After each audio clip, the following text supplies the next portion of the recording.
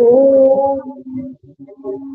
असतो मा सद्गमय तमसो मा ज्योतिर्गमय मृत्युर्मा अमृतंगमय। ॐ सहना भवतु सहनो भुनक्तु सह वीर्यं करवावहै तेजस्विनावधीतमस्तु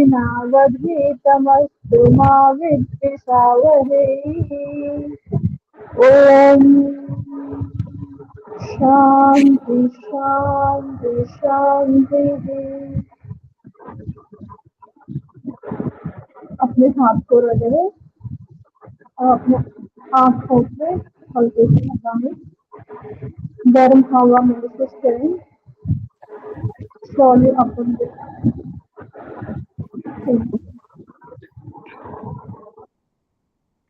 थैंक यू।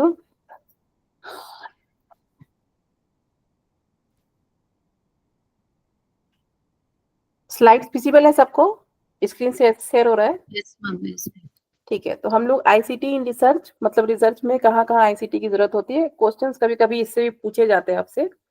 ठीक है, रिसर्च में हम कहाँ कहाँ आईसीटी की यूज करते हैं और उस आईसीटी का जो सॉफ्टवेयर है या उसका फुल फॉर्म क्या है या ये किस चीज के लिए इस्तेमाल होता है। तो ये आपका एक टॉपिक छूटा हुआ था जो मैं सोची आज कंप्लीट करवा दूं आपको। ठीक है, तो application of ICT in research, information and communication technology play a crucial role in modern research by enhancing efficiency, collaboration and data management. तो आईसीटी का यूज कहाँ कहाँ होता है रिसर्च में, आप लोग मुझे पहले बताइए। ये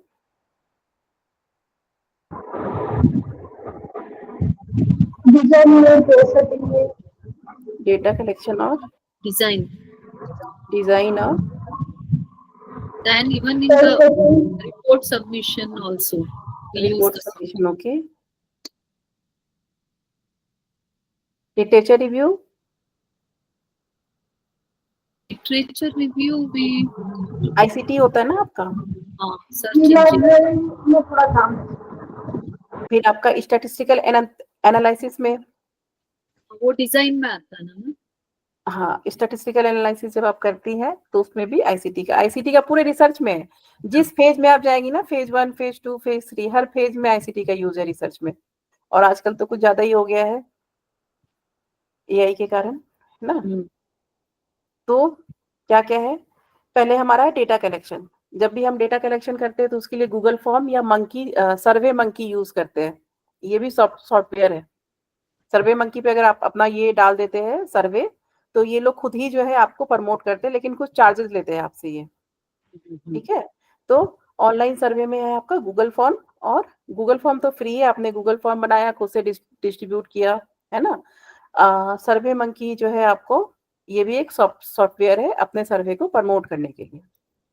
digital sensors and data loggers, ये सब नहीं चलना, ये सब नहीं चाहिए।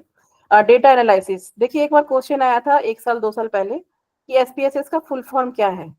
ठीक है, एसपीएसएस सॉफ्टवेयर है जिसमें मैं आपको पढ़ाती हूँ ना कि बेल कर्व आएगा या फिर पैरामेट्रिक टेस्ट लगाएंगे, अगर बेल कर्व आएगा तो ये बेल कर्व और ये सब कैसे पता चलता है, ये जो है इसी स्टैटिस्टिकल सॉफ्टवेयर से पता चलता है। तो स्टैटिस्टिकल सॉफ्टवेयर क्या क्या है, एसपीएसएस है, आर है, पाइथन है, एक नया सॉफ्टवेयर भी आजकल बहुत फेमस है, जमोभी बोलते हैं उसको। ठीक है, जमोभी, JAMOVI, JAMOVI, जमोभी। तो एसपीएसएस का फुल फॉर्म क्या है, statistical package for social science. SPSS बहुत कॉमन है और बहुत फेमस भी है। इसका फुल फॉर्म भी आ चुका है एक बार आपके नेट के योगा के पेपर में ही। इसका फुल फॉर्म होता है स्टैटिस्टिकल पैकेज, क्योंकि ये डेटा एनालिसिस कर रहा है, स्टैट्स ही यूज कर रहा है, तो इस ऐसे भी रख सकते हैं यार, statistical package for social science. R का कोई ऐसा फुल फॉर्म नहीं है, आर आर ही है। ठीक है, पाइथन भी का भी कुछ इस तरह का नहीं है, एक जमो भी है। ये सॉफ्टवेयर याद रखिए कि ये डेटा एनालिसिस के लिए ये सॉफ्टवेयर यूज होता है। ठीक है, फिर है डेटा विजुअलाइजेशन टूल्स। अब डेटा विजुअलाइजेशन क्या होता है, डेटा विजुअलाइजेशन होता है जैसे कि टेबलिया है, पावर बीआई है, ये सब का क्या होता है कि हम अपना डेटा डालते हैं एसपीएसएस में। जैसे मान लीजिए हमारे पास आ गया, तो इसके बाद फिर जो है हमें हिस्टोग्राफिक देखना है, हिस्टोग्राम देखना है कि मेरा कौन से लेवल, मेरा प्री बढ़ा, जो हिस्टोग्राम समझते हैं ना आप लोग, हिस्टोग्राम पता है ना क्या होता है? जब हम डेटा के थ्रू, टेबल के थ्रू, जब बार ग्राफ के थ्रू देखते हैं ना अपना, जो अपना, क्योंकि जब हमारे पास आता है तो वो होता है रॉ डेटा होता है ना, उससे हमें कुछ पता नहीं चलता है। जब तक डेटा एक्सेल सीट पे होता है तब तक आप कुछ एज्यूम नहीं कर सकते अपने डेटा के बारे में। तो फिर उस डेटा का क्या होता है, उस डेटा को फिर हम जो है फिगर के थ्रू समझते हैं। ठीक है, फिगर में बताता है कि किसका प्री में कौन सा ज्यादा था, उस पोस्ट में कम हुआ या ज्यादा हुआ। ठीक है, तो वो डेटा को हम लोग जब देख करके मिलाते हैं तो हमें समझ में आता है, तभी हम समझते हैं कि हमारा डेटा कैसा आया है। ठीक है, तो इसी को बोलते हैं डेटा विजुअलाइजेशन टूल। ठीक है,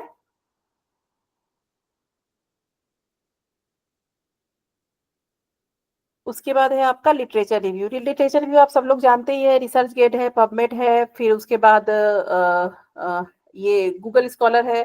ये सब पे जब आपको लिटरेचर रिव्यू करना होता है तो हम लोग को ई जर्नल्स देखने के लिए हम लोग को इसी सारे सॉफ्टवेयर का यूज करना होता है। रिसर्च गेट क्या होता है, इस पे भी क्वेश्चन आया हुआ एक बार आपका, किसी को पता है रिसर्च गेट क्या होता है? हाँ, इधर तो देख रिसर्च गेट। जैसे आपका फेसबुक होता है ना, फेसबुक तो आप लोग सब लोग जानते हैं कि आप जिसको जानते हैं, आप जिससे भी जो है मतलब जो भी नोन होता है उसको ऐड करते हैं, फिर उसके लाइफ में क्या हो रहा है, कहाँ घूमने जा रहे हैं, कहाँ ये करने जा रहे हैं। ठीक है, रिसर्च गेट जो है रिसर्चर का फेसबुक है, एक तरह से समझिए कि जितने भी रिसर्चर है वो रिसर्च गेट पे अपना प्रोफाइल बनाते हैं, फिर अपना पेपर शेयर करते हैं, फिर एक दूसरे से मान लीजिए अगर आपको कुछ पूछना भी है कि यहाँ पे क्या होगा, ये जर्नल है कि नहीं, मतलब किसी भी तरह का आपको अगर कम्युनिकेशन करना है with in the researcher group. ठीक है, तो इसमें वर्ल्ड के बहुत सारे रिसर्चर होते हैं, और जैसे आप यहाँ पे जाइएगा आपको बहुत सारे रिसर्चर मिलेंगे आपके टॉपिक पे, तो आप उनसे बात कर सकते हैं, उनसे पूछ सकते हैं, कोई क्वेश्चन डाल सकते हैं। आपका कोई पेपर पब्लिश है तो वो भी डाल डाल सकते हैं, मतलब किसी भी तरह की आपकी रिलेटेड टू रिसर्च होना चाहिए।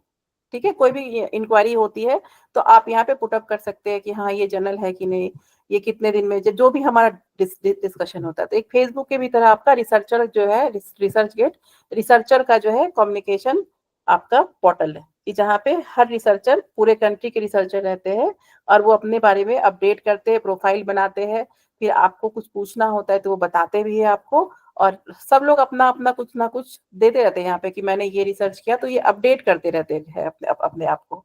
ठीक है, तो जितने भी रिसर्चर है आपको रिसर्च गेट पे बहुत आसानी से मिलेंगे। ठीक है, आपको उनसे कुछ पूछना है, क्योंकि मान लीजिए हम किसी का पेपर पढ़ लिया हमने, अब उनसे हम कैसे ये करें, एक तो मेल ही है हमारे पास, या नहीं तो रिसर्च गेट पे उनका प्रोफाइल होगा तो वो जरूर आपको रिप्लाई करेंगे। ठीक है, फिर है आपका reference management tool. Reference management tool क्या होता है कि कभी भी हम पेपर रीड करते हैं तो उसमें रेफरेंस देखा है ना आप लोगों ने, रेफरेंस दिया रहता है कि हमने इस पेपर से लिया है, ये राइटर है, ये जर्नल है, ये ईयर है ना। तो इसमें क्या होता है कि मेंडली और जोटेरो को यूज करने से रेफरेंस हम लोग का बहुत इजीली हम लोग कर पाते हैं। मेंडली और जोटेरो रेफरेंस मैनेजमेंट टूल क्या होता है, देखिए जैसे मैं आपको मैम दिखाती हूँ। मैम हाँ, वो टूल्स फ्री है, अवेलेबल है, आप उसको परचेज करना ये पड़ेगा? फ्री है, नहीं ये फ्री है, Okay. ResearchGate, PubMed, Zotero, Mendeley ये सारी फ्री है। एसपीएसएस फ्री नहीं है, इसका ऐसे जो है आपका डुप्लीकेट वर्जन लोग ये कर लेते हैं डाउनलोड, क्योंकि एसपीएसएस बहुत महंगा होता है। ठीक Okay. है, आर फ्री है आपका। ठीक है, तो एसपीएस बहुत एक्सपेंसिव है, ये ओरिजिनल वर्जन बहुत कम के पास मिलेगा, या ये यूनिवर्सिटी ही रखती है Okay. अपने पास। हाँ, ठीक है, इधर एसवीएसा में है मैम वो स्पेसेस। हाँ एसपीएसएस होगा वहां पे भी। ठीक है, तो ये सब फ्री है, रिसर्च गेट भी फ्री है, पबमेड भी फ्री है, गूगल स्कॉलर भी फ्री है, मेंडली भी फ्री है, जोटेरो भी फ्री है। तो मेंडली और जोटेरो में क्या होता है कि हम जितना भी रिसर्च पेपर पढ़ते हैं ना, हम उसको जैसे कि मैंने गूगल स्कॉलर पे आपको लाइब्रेरी दिखाया था ना, कि जो भी आपके रिलेटेड पेपर है आपने स्टार कर दिया तो वो आपके लाइब्रेरी में आ गया। उसी तरह मेंडली सॉफ्टवेयर भी होता है कि जो भी आपको पेपर में रेफरेंस देना है आपने मेंडली में ले लिया, फिर उसके बाद आपके वर्ड फाइल में ही एक ऑप्शन होता है। ठीक है, जैसे कि मान लीजिए यहाँ पे मैं ये रेफरेंस में गई। ठीक है, अभी पता नहीं, मेरा ये बहुत दिन से मैंने पेपर का काम किया नहीं है तो पता नहीं अभी होगा कि नहीं होगा। ठीक है, यहाँ देखिए, ये है ना, रेफरेंस में जाने के बाद दिख रहा है मेरा सबको ये, हाँ, ठीक है, ये bibliography, देखिए हाँ, ये तो आप में सब में दिखेगा। हमें कुछ लोड करना, जैसे कि यहाँ पे आ रहा है ना बिब्लियोग्राफी। क्या होता है, जब आप कोई भी पेपर पढ़ते हैं ना तो नीचे बहुत सारे रेफरेंस दिए होते हैं, उसी को हम लोग बिब्लियोग्राफी बोलते हैं, पेपर के बिल्कुल लास्ट में। अच्छा दिखाती हूँ मैं अभी, रुकिए आप। ठीक है, तो ये यहीं पे आता है कहीं पे। ठीक है, ये रेफरेंस में जाएंगे तो आपका यहाँ पे आएगा, यहाँ पे मेंटली का आ जाएगा। उसके बाद क्या करते हैं, जब हम पेपर लिखते हैं तो उसमें हम ऐड करते जाते हैं, तो वो बहुत आसान हो जाता है हमारा काम पे। फिर बार बार हमें पेपर मतलब एक जगह जो भी आपको रेफरेंस में डालना है वो बार बार जो है आपको फिर देखने की जरूरत नहीं पड़ती है। ठीक है, लेकिन इसको अपडेट करना पड़ता है। जैसे जब आप पेपर में काम कर रहे होते हैं तो हर चीज इसका अपडेट करना होता है। इसका एक आईडी पासवर्ड होता है, जैसे आपको जीमेल खोलना होता है ना, उसी तरह मेंटली और जोटेरो के लिए भी आपका एक आईडी और पासवर्ड होता है। उसको ओपन करते हैं, उसके बाद फिर जो जो आपको रिसर्च पेपर लगता है कि नहीं ये आपको साइटेशन में काम आएगा, आपको पेपर लिखने में काम आएगा, उसका बिल्कुल एक लाइब्रेरी तैयार हो जाती है। और जब लाइब्रेरी तैयार हो जाती है तो जब हम पेपर लिखते हैं तो वही लाइब्रेरी से फेच करते हैं, और वहां पे दिया होता है कि किस स्टाइल में इसको फेच करना है। एपीए में करना है, ठीक है, एमएलए करना है। देखिए स्टाइल्स है ना लिखा हुआ, रेफरेंस स्टाइल कितने सारे हैं। देखिए शिकागो है, इसका एडिशन भी होता है, ये हमेशा चेंज चेंज होते रहता है। जैसे ये 16th एडिशन है, अभी एपीए का बात करूं तो 6 एडिशन चल रहा है एपीए का, अब 7th भी आ गया है। तो ये बार बार अपने आप को अपडेट करता है। ठीक है, तो ये देखिए ये हार्वर्ड है, ये IEEE है। जब हम लोग योगा का लिखते हैं तो हम लोग ऐसे एपीए का ही आता है ज्यादा हम लोग के पास। ठीक है, और बाकी डिपेंड करता है कि जर्नल की रिक्वायरमेंट क्या है। जब जर्नल में जिस तरह का जर्नल होता है, जिस तरह के वो रेफरेंस मांगता है, उस तरह का हम लोग को रेफरेंस देना होता है। जैसे मैं आपको दिखाती हूँ यहाँ पे, रुकिए।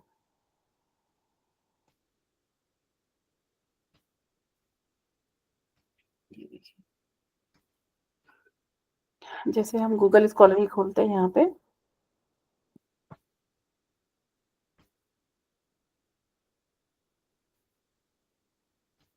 कोई भी एक पेपर ले लेते हैं। चलिए अर्थराइटिस पे ही ले लेते हैं एक पेपर।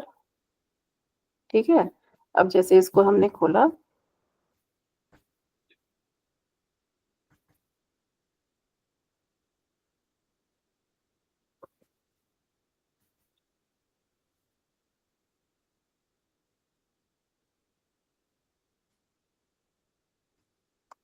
अब देखिए इस जर्नल का है, ये एक तो सिस्टमेटिक रिव्यू आर्टिकल है। ठीक है, और ये फ्रंटियर है, ये जर्नल जो है फ्रंटियर है। फ्रंटियर जो है इसका बहुत सारा आता है। ठीक है, तो फ्रंटियर्स में है ये आर्टिकल। फ्रंटियर्स बहुत अच्छा जो है जर्नल है आपका। तो अब देखिए यहाँ पे जो है एब्स्ट्रैक्ट में हम लोग को जो है देने की जरूरत नहीं होती है। हम लोग साइटेशन या रेफरेंस हम लोग एब्स्ट्रैक्ट में नहीं देते हैं, हम लोग का इंट्रोडक्शन से शुरू होता है। अब देखिए जैसे ये है ना, ये वैनकूवर स्टाइल है, जैसे ये 1 लिखा हुआ है। ठीक है, ये देखिए इस पे क्लिक किया हमने तो ये आ गया ना। 1 पे क्या है, 1 पे जो इन्होंने दिया हुआ है रेफरेंस।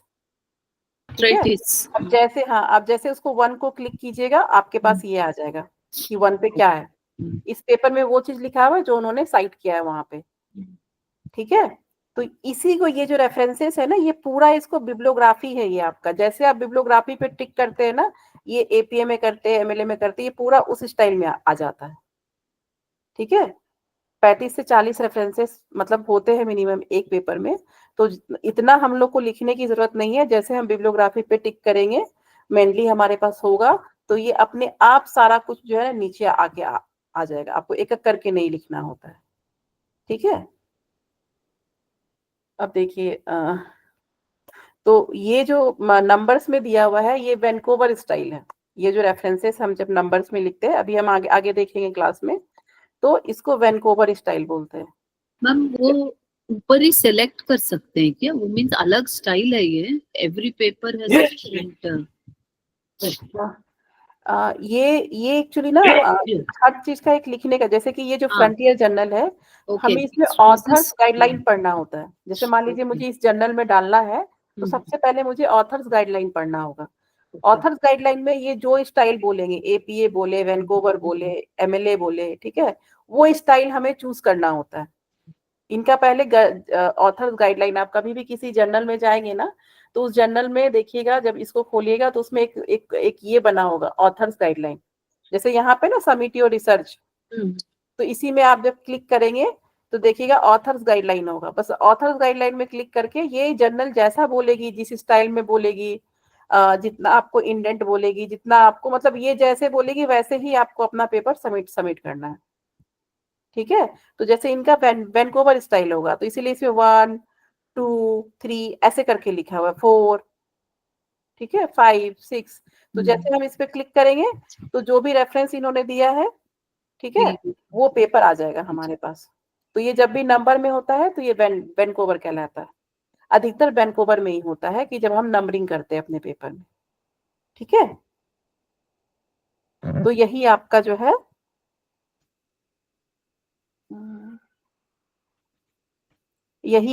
है लिटरेचर रिव्यू का है, मेंडली और जोटेरो यूज करने से हमारा काम बहुत इजी हो जाता है। ठीक है, हमें बार बार मतलब एक बार हमने अपना लाइब्रेरी बना लिया, उसके बाद जो पेपर है हम फेच करते गए, उसके बाद एक बार सीधे हमने बिब्लियोग्राफी पे टिक किया, और उसके बाद जितना भी हमने 1 2 3 4 है वो अपने आप ले लेगा उसी स्टाइल में। ठीक है, तो मेंडली और जोटेरो बहुत फेमस है दोनों रेफरेंस मैनेजमेंट टूल में। अब है communication and collaboration, video conferencing, ये सब तो आप लोग जानते होंगे, जूम, MS टीम, अभी भी है गूगल मीट, है ना। फिर है कोलैबोरेटिव प्लेटफॉर्म, ये सब तो फिर आप लोग को पता ही होगा, ये सब कुछ है, ऐसा कुछ है नहीं। फिर है publication and dissemination, online journals. अब हम पब्लिकेशन में ऑनलाइन जर्नल जितने भी है, ई कॉन्फ्रेंसेस है, वेबिनार है, सोशल मीडिया फॉर रिसर्च, वही सोशल मीडिया आपका वही रिसर्च गेट जो है आपका, है ना। तो अपने डिसेमिनेशन के लिए मतलब अपने पेपर को लोगों तक कैसे पहुंचाए, ये सब एक ये आपका ये तरीका है। बेनिफिट्स क्या होता है, faster data handling, broader access of information, improve collaboration across locations, enhance research quality. जब आप अपना रिसर्च पेपर पब्लिश करते हैं या रिसर्च गेट पे डालते हैं या कहीं पे भी आप डालते हैं तो क्या होता है, ये सारी बेनिफिट्स मिलती है आपको। जितने भी सॉफ्टवेयर के बारे में बताइए, जैसे कि डेटा हैंडलिंग है तो SPSS है, इन सबको यूज करने से आराम से हमारा काम जो हमारा 5-6 दिन का काम आराम से 1 घंटे में करके दे देता है, ये सारा जो है ICT टूल्स जितने भी है आपके। ठीक है, अब देखिए, अब ये है कि जो प्लेगरिज्म हमने पढ़ा था, क्या था प्लेगरिज्म हमारा पढ़ा हुआ है ना, कॉपीराइट। चोरी करना मतलब किसी का कॉपी करना, डुप्लीकेट जो है। तो प्लेगरिज्म भी बहुत तरह का होता है। एक सेल्फ प्लेगरिज्म करके क्वेश्चन मैंने देखा था, उसमें लिखा था कि सेल्फ प्लेगरिज्म क्या है, इनमें से क्या है, उसमें 4 ऑप्शंस दिए गए थे आपको। सेल्फ प्लेगरिज्म कुछ नहीं होता है, जैसे मान लीजिए कि मेरे 3 पेपर 4 पेपर मैंने पब्लिश किया है, ठीक है, और उसमें से कुछ जो है कुछ कोई सेंटेंस या कुछ चीजें जो है मैंने मेन पेपर में भी डाली हुई है, पायलट स्टडी पेपर में भी डाली हुई है, उसके बाद फिर सर्वे पेपर में भी है मेरे। तो जब हम अपने ही चीजों को बार बार, हमें अपने चीजों को भी कॉपी नहीं करना है। ठीक है, सेल्फ प्लेगरिज्म क्या होता है कि जब हम अपने ही मतलब वो मेरा ही चीज है, लेकिन उसको अगर मैंने 3 रिसर्च पेपर पब्लिश की हूँ तो तीनों रिसर्च पेपर में नहीं डालना है, और डालना भी है तो उस पेपर का रेफरेंस दे के डालना है मुझे। ठीक है, तो सेल्फ प्लेगरिज्म कुछ भी नहीं है, बस आपके जो 2-3 पेपर पब्लिश हो रहे हैं, आप जो भी एक पेपर लिखे हैं वो जो है आपको, अगर वो पेपर का अपने ही पेपर का आप जो है रेफरेंस दे रहे हैं, ठीक है, तब तो ठीक है। अगर बिना रेफरेंस दिए वही चीज आपके मतलब मेन पेपर में भी लिखा है, पायलट स्टडी पेपर में भी लिखा है, सर्वे पेपर में भी लिख दिया है, तो वो काम भी नहीं करना है, वो भी चोरी करना हुआ, उसको भी जो है आपका सेल्फ प्लेगरिज्म हुआ वो। ठीक है, तो इसमें जो सबसे अच्छा सॉफ्टवेयर है, जो सबसे फेमस है, वो है टर्निटिन। ठीक है, टर्निटिन जो ये मैं बताई थी आपको, हाँ, ठीक है, इसको टर्निटिन ये सबसे फेमस है। बाकी क्यूटेक्स ये सब जो है मतलब यूज करते हैं, लेकिन जो सबसे फेमस है वो टर्निटिन ही है। वो फ्री सॉफ्टवेयर है या परचेज है? ये बहुत महंगा आता है मैम, हम लोग को एक बार में 500-1000 देना होता है इस पे अगर चेक कराना है तो। ओके, हाँ, ये जो है बहुत एक्सपेंसिव आता है, ये फ्री का नहीं है। ग्रामरली में जो है, you are telling in dollars और rupees? No I am telling in rupees. Okay. क्योंकि हमें क्या है कि थेसिस में, क्योंकि जब आप पेपर सबमिट करते हैं तो वो तो फिर जनरल वाले ही करके देते हैं, हाँ। उनका काम है चेक करना।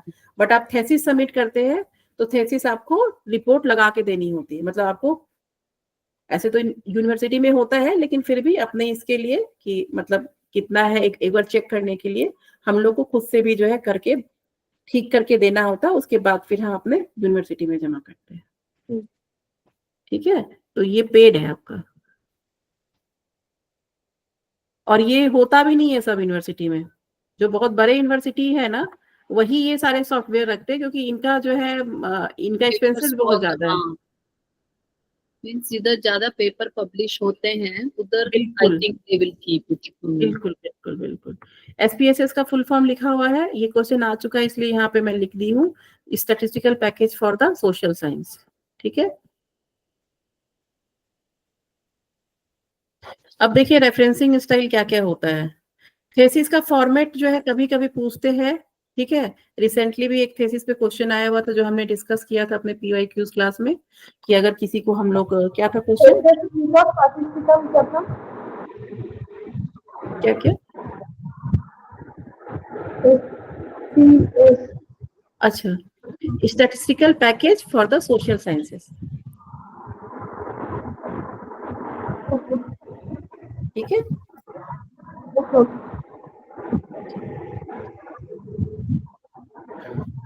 अच्छा ये मुझे बताइए, प्लेगरिज्म में कितने लेवल थे? देखिए बहुत इंपॉर्टेंट क्वेश्चन है ये, कंटिन्यू आ रहा है ये क्वेश्चन आपका। 4 लेवल होता है मैम, 4 लेवल थे। सबसे पहले क्या होता है? 10% का था।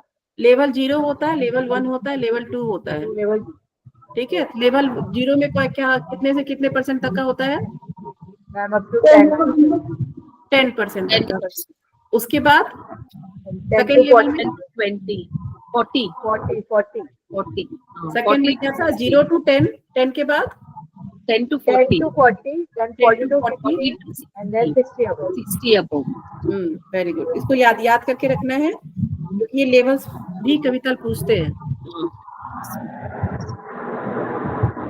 किसी का माइक ऑन है। हाँ, किसी का माइक ऑन है, वो डिस्टर्ब नहीं, म्यूट कर लीजिए।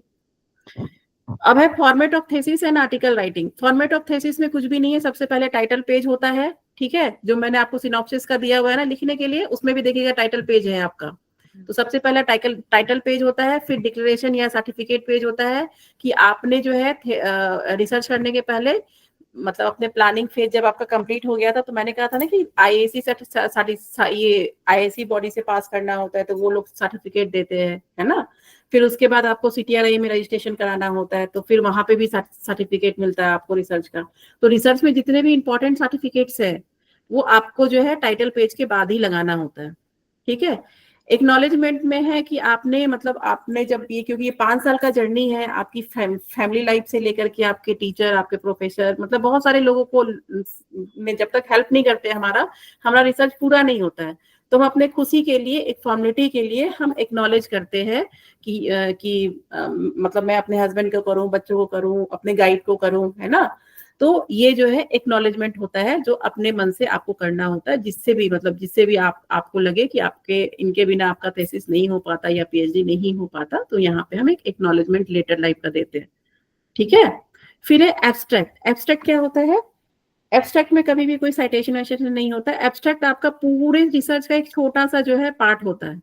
मतलब पूरे रिसर्च को अगर आपको 5 मिनट में पढ़ना है, तो वो एब्स्ट्रैक्ट पढ़ के हो जाता है। उसमें 2-3 सेंटेंस का आपका कंक्लूजन होता है, 2-3 सेंटेंस का आपका रिजल्ट होता है, 2-3 सेंटेंस का आपका इंट्रोडक्शन होता है।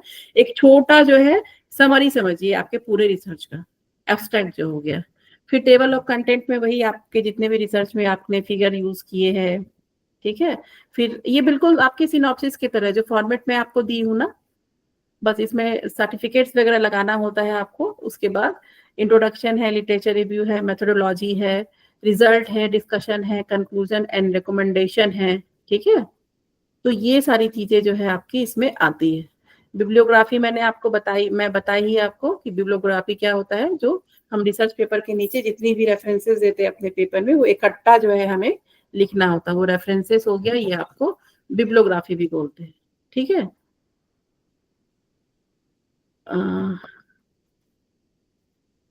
उसके बाद है स्टाइल्स एंड रिफरेंसिंग। देखिए ये स्टाइल्स एंड रिफरेंसिंग जो है आपका, जैसे मैं आपको बताई थी एपीए अमेरिकन साइकोलॉजिकल एसोसिएशन, तो इसका यूजेस कहाँ है, साइकोलॉजी में है, एजुकेशन में है, सोशल साइंस में है। ठीक है, अब इसमें इसका फॉर्मेट क्या है, इसमें है कि सबसे पहले नाम आता है, ठीक है, जैसे स्मिथ जे है, और इसमें जो है फिर उसके बाद ईयर आता है। लेकिन देखिए अगर आप एमएलए में जाइएगा, मॉडर्न लैंग्वेज एसोसिएशन में, तो इसमें पहले नाम आया है, ठीक है, और जे नहीं लिखा गया, जैसे स्मिथ जे इसमें शॉर्ट फॉर्म में लिखा गया है ना, इसमें देखिए पूरा है स्मिथ जॉन, पूरा नाम लिखा हुआ है। और यहाँ पे जो है आपका ईयर पहले आया है, यहाँ पे जर्नल का नाम पहले, टाइटल पहले दे दिया है इन्होंने, रिसर्च मेथड्स, ठीक है, फिर इन्होंने जर्नल्स का नाम सबसे लास्ट में दिया है, यहाँ जर्नल्स का नाम देने के बाद फिर ईयर दिया हुआ है। तो ये आपको याद रखना होता है, मतलब आपको समझना होता है कि पहले इसमें नाम होगा, फिर ईयर होगा, फिर जो है टाइटल होगा, ठीक है, उसके बाद फिर जो है ये कौन से जर्नल से पब्लिश हुआ है वो होगा। ठीक है, तो ये सबका अलग अलग रहता है,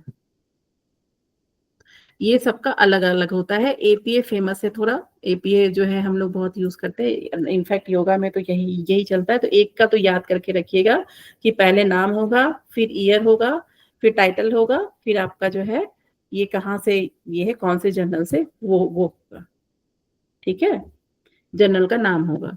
तो पहले नाम, नाम में भी देखिए जॉन पूरा नहीं लिखा है, स्मिथ जे लिखा हुआ है यहाँ पे, ठीक है, फिर 2020 लिखा है, फिर research method New York academic press. तो सबका लिखने का तरीका अलग अलग होता है, ठीक है, जैसे वैनकोवर अभी 1 2 3 4 लिखा हुआ था ना, तो वैनकोवर में जब हम साइटेशन करते हैं तो 1 2 3 4 ऐसे करके करते हैं, ठीक है। तो उसमें क्या है, मेडिसिन एंड हेल्थ साइंसेस, ये कहाँ यूज होता है, मेडिसिन एंड हेल्थ साइंसेस, और इसके रिसर्चर का नाम ये है तो इसमें स्मिथ सबसे पहले नाम ही दिया है, उसके बाद फिर टाइटल दिया हुआ है, रिसर्च टाइटल, उसके बाद फिर यहाँ पे जर्नल का नाम और फिर ईयर दिया हुआ, ठीक है। लेकिन जब इसको साइटेशन देते हैं तो 1 2 3 4 ऐसे करके देते हैं। तो इसका जो साइटेशन का तरीका है वो 1 2 3 करके है। जब हम एपीए में देते हैं तो हम रिसर्चर का नाम और ईयर लिखते हैं, यहाँ तक देते हैं। जब एपीए स्टाइल का पेपर पढ़ेंगे ना, रिसर्च पेपर, तो उसमें नाम और ईयर दिया होगा, जैसे इसमें 1 2 3 4 करके दिया हुआ है ना साइटेशन में, इसमें जो है नाम और ईयर दिया रहता है, ठीक है, जब हम अपने पेपर में साइट करते हैं किसी पेपर को। तो एपीए हो गया, एमएलए हो गया, शिकागो हो गया, हार्वर्ड हो गया, फिर वैनकोवर हो गया, ठीक है, ये सब आपका based on that university which has developed, ना, based on the journal, journal, okay, based on the journal, ये जर्नल्स गाइडलाइन है आपका, ठीक है। और जैसे अब अभी हम थीसिस लिखते हैं तो वो थीसिस में फिर हमें यूनिवर्सिटी से गाइडलाइन मिलता है कि हमें कैसे लिखना है। थीसिस जब हमें जमा करना होता है तो वो यूनिवर्सिटी की रिस्पॉन्सिबिलिटी होती है। मैम इधर इंडिया में सब एपीए यूज करते हैं क्या ज्यादातर? नहीं ऐसा नहीं है, हाँ, एक्चुअली क्या है कि योगा भी हमारा साइकोलॉजी है ना, साइकोलॉजी, हाँ, ठीक है, तो ये साइकोलॉजी में यूज होता है। तो हम लोग भी जो पेपर भी पढ़ते हैं वो साइकोलॉजी के पेपर ही ज्यादा पढ़ते हैं योगा में भी, तो इसीलिए एपीए जो है हमारा सबसे ज्यादा यूज होता है। लेकिन अभी तक जैसे बहुत सारे जर्नल है उनका अपना स्टाइल भी होता है, जैसे आप क्यूरियस में जमा करेंगी ना, तो इसमें कोई सा भी स्टाइल नहीं है, उसका खुद का ही स्टाइल होता है, उसमें लिखा होता है कि आपको कैसे लिखना है, ठीक है। तो हर जर्नल का अपना अलग अलग है, जो जिस कंट्री का जर्नल है, ठीक है, वो उस कंट्री के हिसाब से फॉलो करता है, और उसकी फील्ड में यूजेज है उसका, इससे भी जो है तो वो भी स्टैंडर्डाइज्ड है मैम। इंडिया में साइकोलॉजी ये इसको यूज करना है, और अगर दूसरा सब्जेक्ट है तो ये नहीं ऐसा कुछ मैंडेटरी नहीं है, यहाँ पे फील्ड यूजेस लिखा है ना, तो मेरा एक्सपीरियंस में तो ऐसा नहीं है, क्योंकि हम लोगों ने जितने भी जर्नल्स में डाले हैं तो जरूरी नहीं है कि वो साइकोलॉजी का जर्नल है तो उसने एपीए ही लिया हो, ये उनकी मोनोपोली है कि वो क्या डालते हैं, मतलब कौन सा स्टाइल। जैसे मैंने बताया ना कि क्यूरियस वाले जो है कोई स्टाइल ही नहीं फॉलो करते हैं, ना एपीए करते हैं ना एमएलए करते हैं, वो उनका खुद का है कुछ, ठीक है। जब आप क्यूरियस जर्नल का देखेंगे ना पेपर, उनका कोई स्टाइल ही नहीं है। मैं शुरू में बहुत परेशान हुई थी, मेरा जो मेन पेपर है क्यूरियस में ही छपा है। अब इसमें क्या हुआ कि मुझे समझ में ही नहीं आ रहा था, मुझे मिल ही नहीं रहा था ऑप्शन। जब आप मेनली यूज करते हैं ना, तो उसमें ये स्टाइल्स लिखे होते कि किस स्टाइल में हमें जो है ना वहाँ पे पुट करना है, किस स्टाइल में हमें जो है वहाँ पे साइटेशन करना है। तो मुझे मुझे मिल ही नहीं रहा था कि क्यूरियस का क्या है। फिर बाद में मुझे पता चला कि ये लोग कोई स्टाइल नहीं फॉलो करते, इनका अपना ही जो है कुछ मतलब अपना तो ही। डेटा हम लोगों को देना है, दे विल प्रोजेक्ट इट, ऐसा है क्या? No no, they will project. They will हम लोग को नहीं, वो अपने खुद वो एग्जाम्पल दे के बताते हैं कि पहले आपको नाम लिखना है, जैसे ये है ना, वो खुद एग्जाम्पल दिया होता है, उस एग्जाम्पल को हम लोग को फॉलो करना होता है। ठीक है, तो बस ये है कि एपीए का थोड़ा सा ध्यान में रखिएगा कि अमेरिकन साइकोलॉजिकल एसोसिएशन है, इस स्टाइल को आपको ध्यान रखना है। साइकोलॉजिकल एजुकेशन सोशल साइंस में होता है, सबसे पहले नेम है, ईयर है, फिर आपका जो है टाइटल है, फिर जर्नल का नेम है, इस तरह से। एग्जाम में ऐसे सीक्वेंस पूछते हैं क्या मैम? एक बार तो मैं क्वेश्चन देखी हूँ, एपीए का ही क्वेश्चन आया होता। हाँ, एपीए का फुल फॉर्म आया होता। एक्चुअली क्या था ना कि ये 1-2 साल से ही योगा के पेपर में थोड़ा रिसर्च टफ दे रहे हैं, नहीं तो 1-2 साल के पहले का पेपर आप देखेंगे ना तो बिल्कुल डायरेक्ट क्वेश्चन है। एक्चुअली ये रीजन भी क्या है ना कि जब भी आपके पेपर का लेवल बढ़ता है ना, पेपर 1 का, तो ये रिसर्च को ही हाई कर देते हैं, क्योंकि अब पीएचडी को भी जोड़ दिया गया है ना रिसर्च, तो आपका रिसर्च का पेपर अब थोड़ा टफ आने लगा है, पहले इतना टफ नहीं था। पहले का पेपर तो बिल्कुल मतलब रिसर्च का तो पूछते ही नहीं थे योगा में, मैं देखती थी बिल्कुल डायरेक्ट क्वेश्चन रहता था। ये इधर से 1-2 साल से मैं देख रही हूँ, 1-2 साल का पहले का क्वेश्चन आप देखेंगे तो क्वेश्चन को बहुत ट्विस्ट करके पूछा जा रहा है। लेकिन रिसर्च का नॉलेज चाहिए ना मैम, एक्सपेरिमेंटल और ये चाहिए, तो ये सब बिल्कुल चाहिए बिल्कुल, क्योंकि आपकी मैंने कहा ना कि पीएचडी भी अब इसको जोड़ दिया गया है, तो इसीलिए रिसर्च की लेवल को बढ़ा दिया गया और हर साल बढ़ा रहे हैं ये लोग। मैंने कहा ना कि पहले मैथ्स भी नहीं आता था कभी भी, जेड स्कोर और ये आपका स्टैंडर्ड डेविएशन, इस तरह का कोई क्वेश्चन पूछते ही नहीं थे। अभी तो आता है मैम, लास्ट ईयर में भी था, लास्ट ईयर में भी आया था। लास्ट ईयर का क्वेश्चन एक्चुअली मेरे पास नहीं है, नहीं तो मैं करवा देती आपको। अगर किसी के पास लास्ट ईयर का क्वेश्चन है तो मुझसे कीजिएगा शेयर आप लोग, तो वो मैं करवा दूंगी आपको। मेरे पास पेपर था, किसी हार्ड कॉपी ही था, लेकिन वो मिल नहीं रहा है, to search, I will check. हाँ, क्योंकि मैं भी आपके लिए एक बुक खरीदी हूँ, लेकिन वो बुक में रिसेंट पेपर का नहीं दिया, लास्ट ईयर का नहीं दिया, लास्ट से लास्ट ईयर का है। ओके, ठीक है, बाकी मैं एक आपका शायद पेपर भी होने वाला, एग्जाम भी होने वाला है शायद, तो उसके लिए भी मैं क्वेश्चन बना के दूंगी। तो मेरे जो भी क्वेश्चंस होंगे वो नेट एग्जामिनेशंस के ही क्वेश्चंस होंगे, मतलब जो नेट में ऑलरेडी पूछे गए क्वेश्चंस है वैसे क्वेश्चंस ही दूंगी मैं आपको। मैम इस बार टेस्ट में भी 10 क्वेश्चंस होंगे ना शायद रिसर्च? हाँ, 10 क्वेश्चंस होंगे इस बार आपके। अभी हम लोग को बोला गया है बना के देने के लिए, मैं भी दे दूंगी बना के, तो आप लोग उसको कीजिए और उससे भागना नहीं है, मतलब जो भी है। और मैं लास्ट में आपका क्लास ले लूंगी, जितेंद्र जी से आप लोग बोलिएगा क्लास के लिए, ठीक है? जब भी आपको खाली लगे कि नहीं आज क्लास होना चाहिए, रिसर्च का लेना है, आप एक बार बोल दीजिएगा, नहीं तो मैं भी उनको बोल के रखूंगी। पीवाईक्यूज आपके पास 3 शीट आपने डाला था ना वेबसाइट, इधर ग्रुप में? हाँ, तो वही किया है ना हम लोग ने, एक या अच्छा, दो मैंने वो जो शेयर हुआ है वो 2 ही हुआ है, मैं ऐसा करूंगी मैं और डाल दूंगी, ठीक है? शेयर शायद 3 लिंक्स शेयर है, 1 2 3 नहीं, उसमें से 2 लिंक एक ही पेपर का शेयर हो गया है। ओके ओके, मतलब उसमें दो सेट है, हाँ वो सारे शेयरिंग में सिर्फ दो ही सेट है, एक फर्स्ट वाला एक लास्ट वाला, ठीक है? बाकी और सेट्स में डाल दूंगी आपके लिए। वो डिस्कस कर लेते थे तो अच्छा था, लगता है टेस्ट से वो पहले। वाला, अच्छा। कल हो सकता है मैम पॉसिबिलिटी, एक बार डिस्कस कर ले हम लोग, नहीं? ऐसा करती हूँ मैं 10 क्वेश्चन पहले आपको टेस्ट के लिए बना के दे देती हूँ वहाँ पे, ठीक है? आपके टेस्ट के पहले, कब है टेस्ट आपका? संडे को है शायद।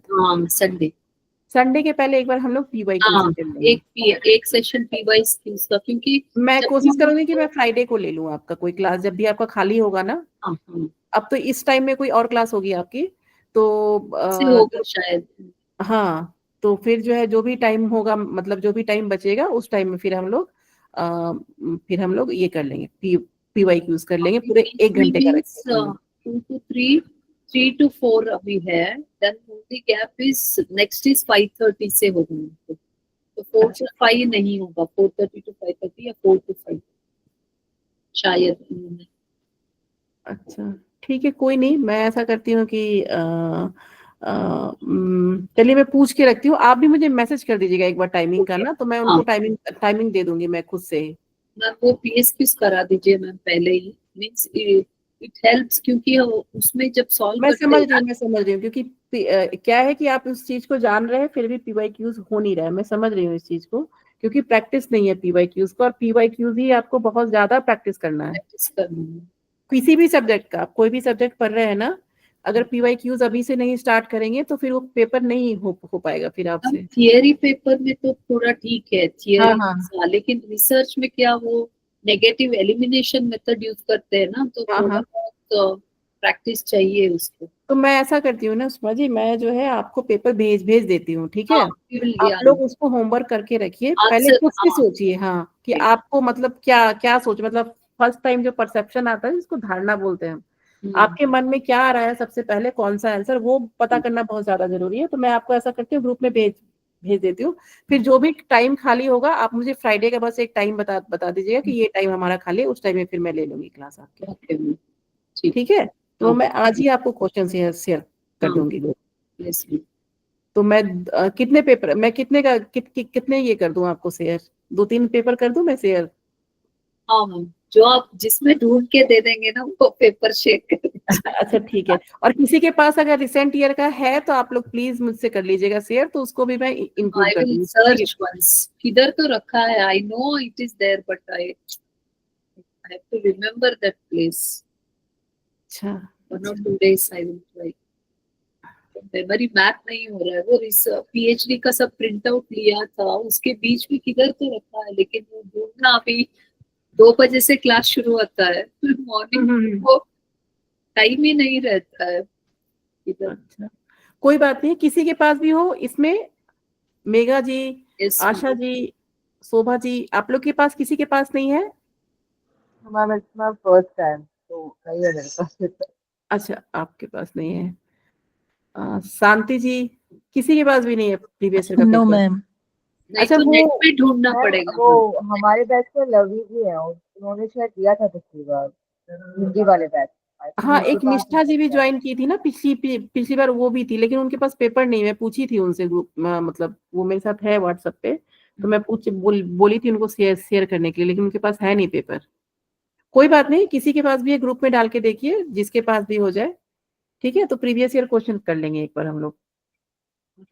उसका पैटर्न देखना बहुत जरूरी है कि प्रीवियस ईयर क्या क्या आया था आपके क्वेश्चन पेपर में। मैम देखिए, अब फिर अभी तो ऑनलाइन होता है ना मैम, फिजिकल पेपर तो नहीं देते हैं लगता है। नहीं, फिजिकल पेपर तो नहीं देते, लेकिन चेकिंग के, जब आप नेट का एग्जाम देते हैं ना, तो एक बार क्वेश्चन पेपर आता है आपके पास रीचेक के लिए, कि कहीं मतलब आंसर सही था और आपका गलत तो नहीं हो गया, उसके लिए एक बार भेजते हैं क्वेश्चन पेपर UGC वाले, तो उसको डाउनलोड करके रखना पड़ता है हम लोग को। तो इसीलिए उनके पास होता है, जो एग्जाम दिए हुए ना पहले, तो उनके पास पेपर होता है। यानी तो ठीक है, मैं ग्रुप में ही किसी से बात करती हूँ, फैकल्टी मेंबर में ही, अगर किसी उनके पास होगा तो मैं उनसे ही ले लूंगी फिर पेपर 1। ठीक है? ठीक है, तो आज क्लास हम लोग यहीं पे ये करते हैं, और इसके बाद फिर आपका मैं फ्राइडे को PYQs करवा दूंगी। ठीक है? Yeah, it was very nice, ma'am. Sessions, research sessions.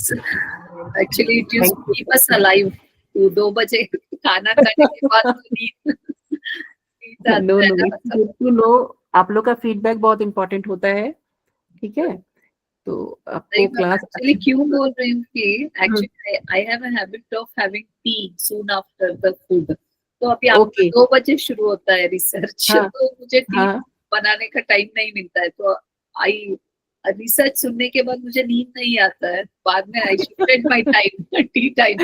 No, it's good ma'am, it's good. इसके लिए आई जस्ट रिमेम्बर दैट कि मेरा टी टाइम तो शिफ्ट हो गया अभी रिसर्च क्लास। नहीं मैम, अवॉइडिंग। बाकी कोई भी आपको दिक्कत हो, रिसर्च में कोई भी प्रॉब्लम हो, तो कभी भी पूछ सकते हैं मेरे से, ठीक है? एक क्लास रखेंगे, और मैं फ्राइडे को एक क्लास ले लूंगी आपकी, और उसके बाद फिर संडे को आपका टेस्ट ही है, तो फिर उसमें हम डिस्कस करते हैं। आपका खुद का भी क्वेश्चन है, अगर कहीं आप PYQs देखते हैं तो आप उसमें भी पूछ सकते हैं। मनु जी कुछ बोल रहे हैं आप?